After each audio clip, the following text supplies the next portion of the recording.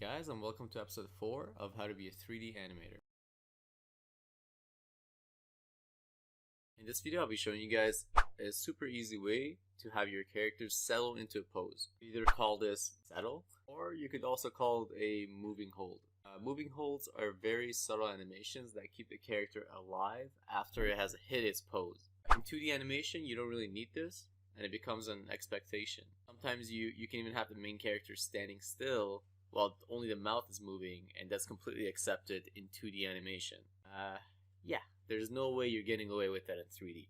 3D, you need constant motion. Now, I'm not talking your character waving around. There needs to be some sort of movement to keep the character alive. Even if the character is not the one talking or not the one in frame, there's always need to be some sort of movement. Doesn't matter how subtle it is. There's a very basic way to achieve a basic hold. Also really helps with settling a character into his pose without it looking very abrupt. So if you don't settle your character into a pose and they go from one pose to another, they just stop the second they hit that second pose, it doesn't look natural. Viewers will be able to point that out right away. Here's an example of a pose to pose animation. Here's the same example splined, which means it's just going pose to pose in a splined tangent, as we've talked about in the previous video. Now it's pretty clear that the character hits the pose too hard and it stops way too abruptly. Now let's have the character settle into the second pose. There we go. As you guys can see, the difference is pretty clear here. This is pretty easy to do. So let's just jump into Maya and I'll show you guys how to do this really quick. Cool sound effect. Alright, now that we're in Maya, this is what we have to work with. Cool. So I have everything selected. Here we have three poses. So we have this pose and we have the second pose, but in between we also have a in between pose. It's actually what I try to do here is I squish the character a little bit to create more of an arc. I have the head also tilting downwards, rotating slightly downwards, so it creates that nice arc. Now what we want to do here, once we have our three poses, we're going to go to the very last pose, and like we learned in the previous videos, we're going to hold the middle mouse button on the mouse, drag this last frame out to frame, well, let's say 20, and then we're going to frame 9, middle mouse drag, bring it to frame 10, set a key. So now our previous frame 10 is now 20, and our previous frame 9 is now frame 10. And let's see what we have now. Now, what I'm going to do is I'm going to select the head control, go to my graph editor. In the graph editor, I will select everything. And over here, when it says stats, the first number, I'm going to select it, press plus equals 1.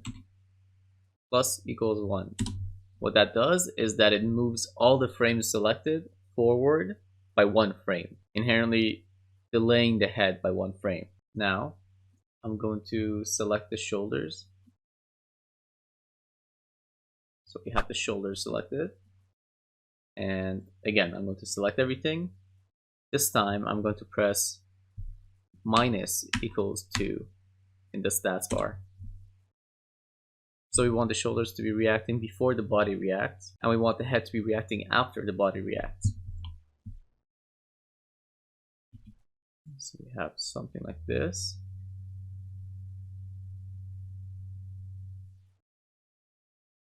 Now something else we can do is I'm going to select the elbow controls and delay this, select everything. Delay this by 1 frame as well by typing in plus equals 1. Same with the wrists. I'm going to select the wrists right here. Select everything, plus equals 1, and let's see how this looks like.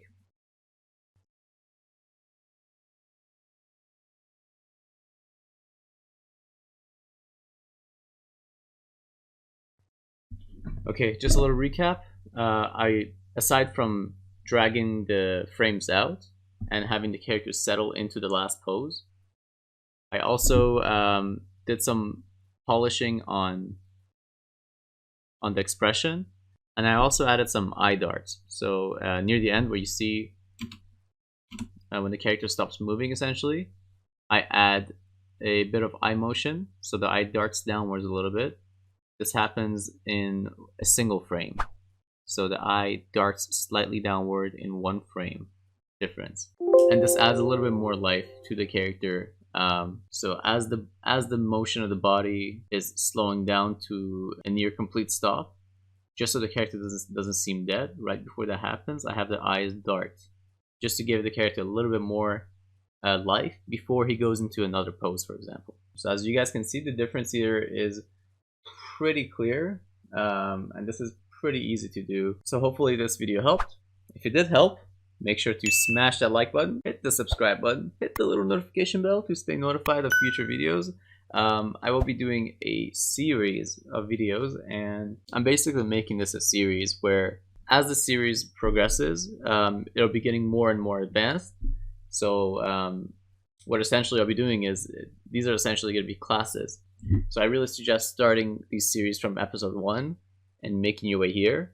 Unless you're already advanced in animation, that's the case, you can still stick around, you might learn something. These videos are aimed more towards beginner animators who are just getting started or are in school. I just really hope these do help. See you guys in the next video.